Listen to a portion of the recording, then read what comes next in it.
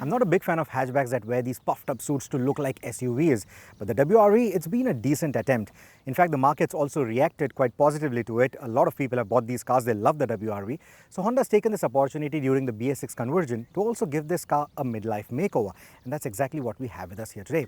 And there are enough updates to immediately identify this as the updated or the 2020 WRV. So let's take a closer look.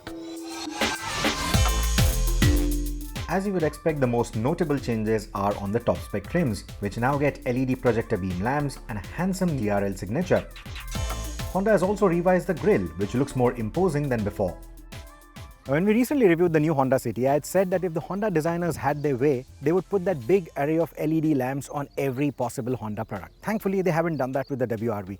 That sleek headlamp design just wouldn't go with the chunky styling of this car. What we get instead looks quite handsome. You also get premium equipment like LED lamps. As for the grille, the horizontally slatted design, it looks quite nice, makes it look more upright than before. That gives it the more beefy SUV stance. But at the same time, the geometry hasn't changed. So the pedestrian crash safety, that remains unchanged as well.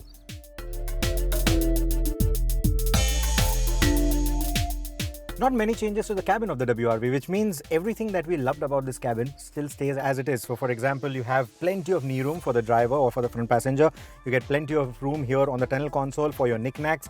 You get 2 USB ports, you get one 12-volt socket. You also get the sunroof, which was a big talking point for the WRV when it debuted, and even today, it is one of the biggest selling points. As far as the steering goes, I have always liked Honda steering wheels, but I also like that instrumentation. Of course, in today's day and age, you want digital instrumentations. So this 3-port layout, it feels a little old school, but I like it because it feels old school. It feels nice. It's very easy to read. What I also like is the cool cup holder and the microwave-like touch panel for the AC controls. Honda has changed the pattern of the seat upholstery as well, but otherwise, there's no change to the seats whatsoever. Now, because this is not a generation change, some of the likable things that remain, some of the shortcomings also remain. Like we had pointed out in the previous WRV, you don't get rear AC vents. For a cabin of this size, you want those rear AC vents.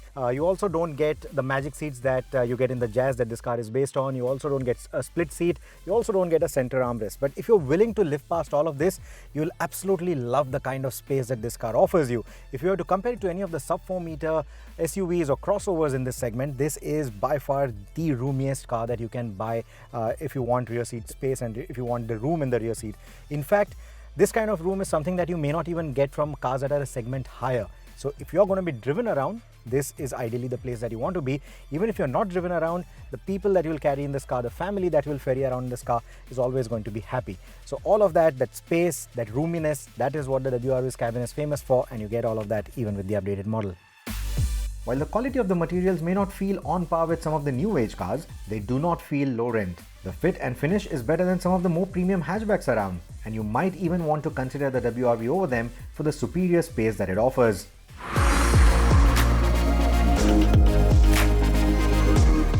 So as before, there are 2 engine options to choose from with the WRV. There is the tax-friendly and Honda favorite 1.2-litre iVTEC.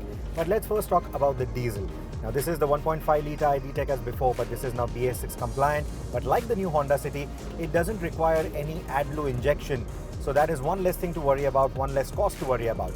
In terms of the output, it's still 100 PS, 200 Newton meters. But in terms of the claimed fuel economy, it is marginally lesser. It is the same case for the petrol too. Both the engines don't feel any different to drive than their outgoing counterparts. The petrol engine is rev happy as always, has a linear power delivery for easy commuting, but needs you to rev past the 5000 RPM mark to make serious progress. But it's quite fuel efficient compared to the competition and comes very close to its diesel counterpart. The diesel engine on the other hand will make its torque surge evident past the 2000 RPM, and a meaty mid-range makes it a better highway cruiser as well. It also remains the quicker motor of the two and continues to be my recommendation in the WRV range. Now I may have referred to the Honda City while talking about this diesel engine, but don't expect Honda City levels of refinement.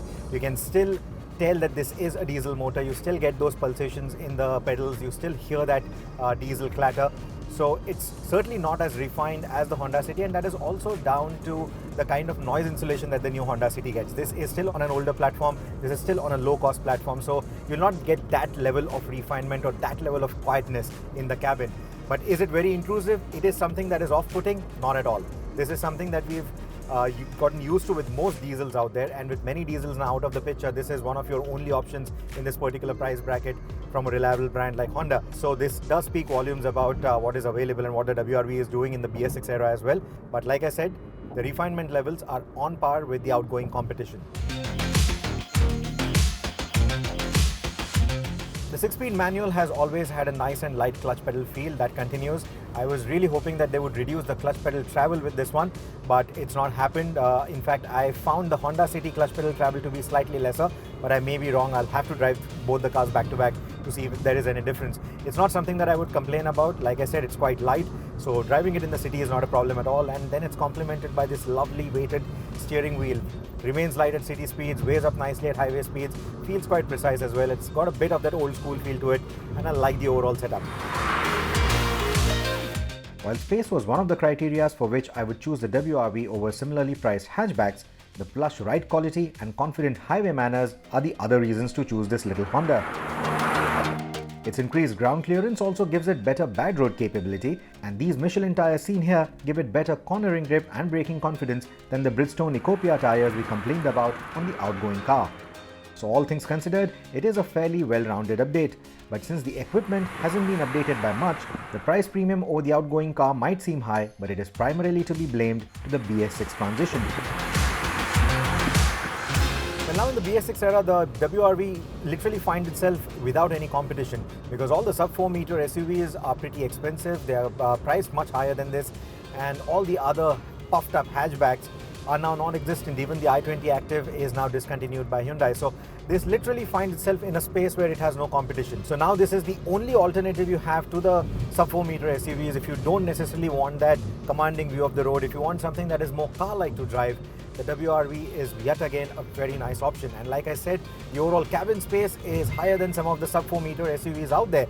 So even in that sense, this is a more comfortable car. This is a roomier car. And it also has all the equipment that you expect at this price point in 2020 and onwards. So overall, this is still a very nice, a very compelling product. So if you have been shopping in this space, waiting to shop in this space, the WRV would be a very good choice.